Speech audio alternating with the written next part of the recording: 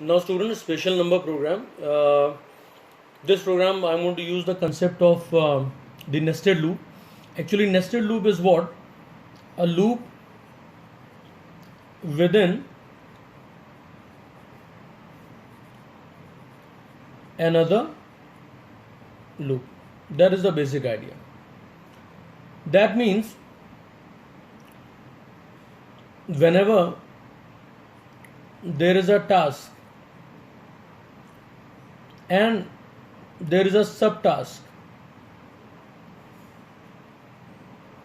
okay, and there is iteration or repetition is involved, then we go for what? Nested loop. All right. So nested loop task, in the nested loop task will be the outer loop and subtask will be the inner loop. All right. I have taken this example here of a special number. What is special number? It says a special number is equal to the sum of the factorials of the digits. Factorial of 1 is 1.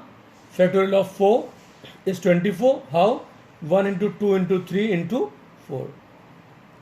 So 4 3 is a 12, 12 2 is a 24, 24 1 is a 1, so 24 is there. 5 factorial, that is 120. So multiply this 1 2 into 1 into 2 into 3 into 4 into 5, you will get 120. And factorial of 1 is 1. This symbol is meant for factorial. This one you can see. So sum of the factorials of the digits are 1, 4 and 5. So when we add these factorials, what do we get? 145, which is equal to the number. So special number is a number which is equal to the sum of the factorials of its digits. Now, two things we can see here. First thing, extract digits or extract digit. Second thing is calculate the factorial. And after the factorial is calculated, calculate the sum of factorials. So these are the tasks which we have to perform. Now how it can be connected with the nested loop? So students, when I say that 145 is there, I first extract say 5,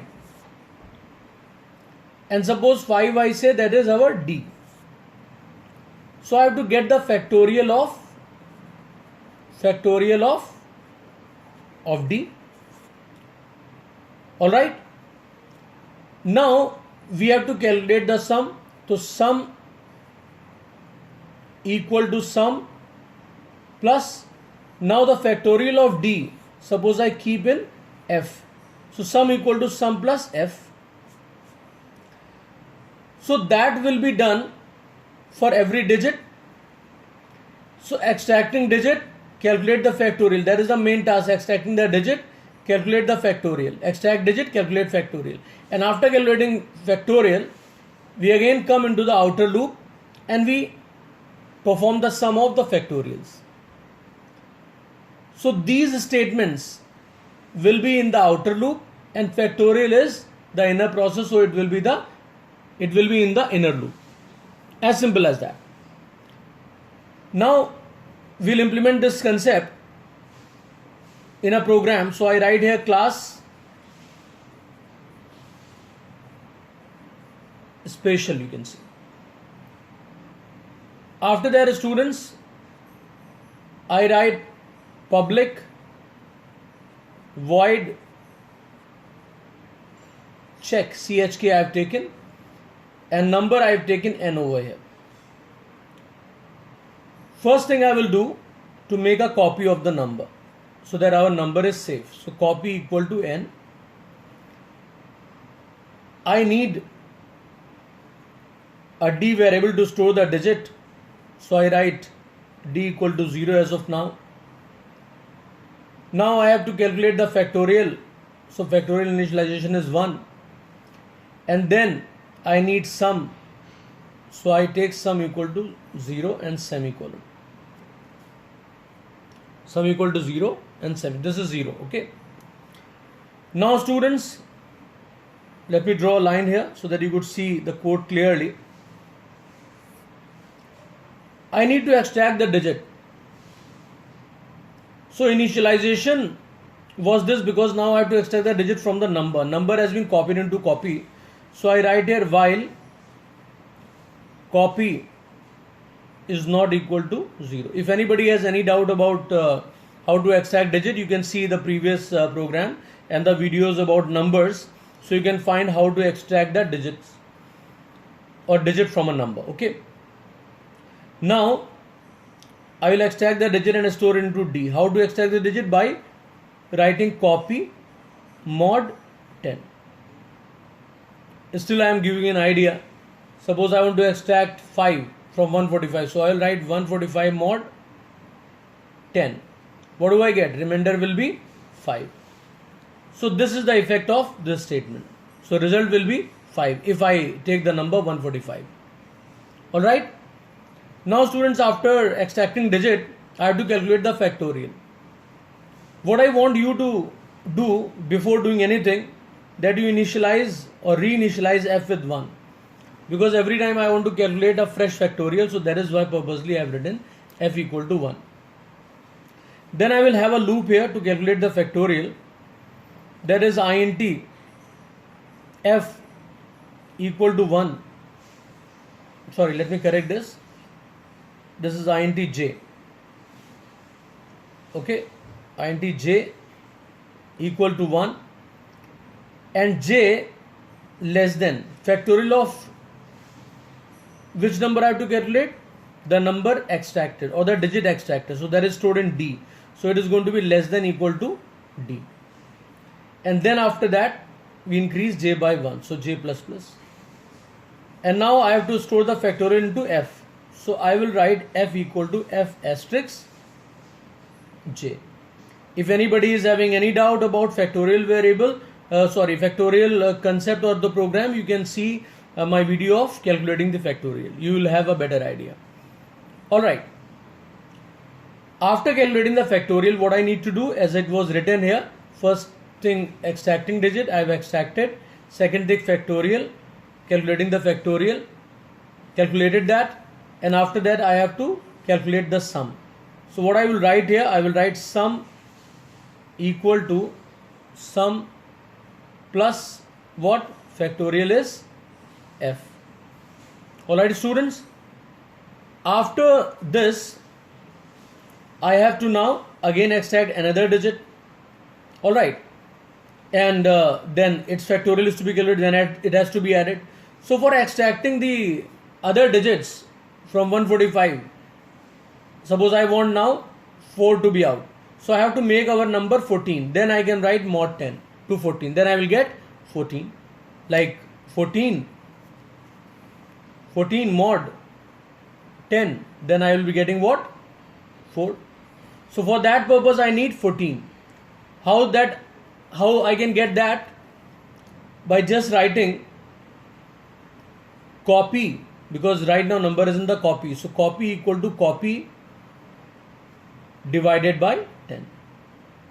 So one time for extracting digit you will write mod 10, and when you want to update the number and modify that or reduce the number, you have to go by this statement, copy equal to copy divided by 10. Always remember that. So that is the initialization of the loop, initialization expression. This is the test and this is update. Alright, and here this is what? Inner loop. I hope you are getting a clear idea of this, and after that I close the curly brace of the loop. It is done. Now all I need to do is just to check what if sum What is this sum? Sum of the factorial is equal to what? The number. Some students make a very common mistake. They write copy. So copy has already become 0 because there was a condition. Copy is not equal to 0. So the moment copy becomes 0, we stop. Because 1 is extracted, 4 is extracted, then 5 is extracted. After that, copy becomes 0. So we have to stop the process. So copy is already 0. So I have to compare this sum with the actual number which we had taken from here. That is why I had created the copy of the number. Okay. So that our number is safe. So we write here system dot out dot println n is special. All right, or we will write a special number. We have closed it. Then I write else. Else what? I will write here curly braces open, system dot out dot print ln, and I will write n not special. Less spaces there, so I am writing like this. Close the curly braces and semicolon. All right, and then curly braces closed of else, then curly brace of function will be closed, and then finally the class is closed.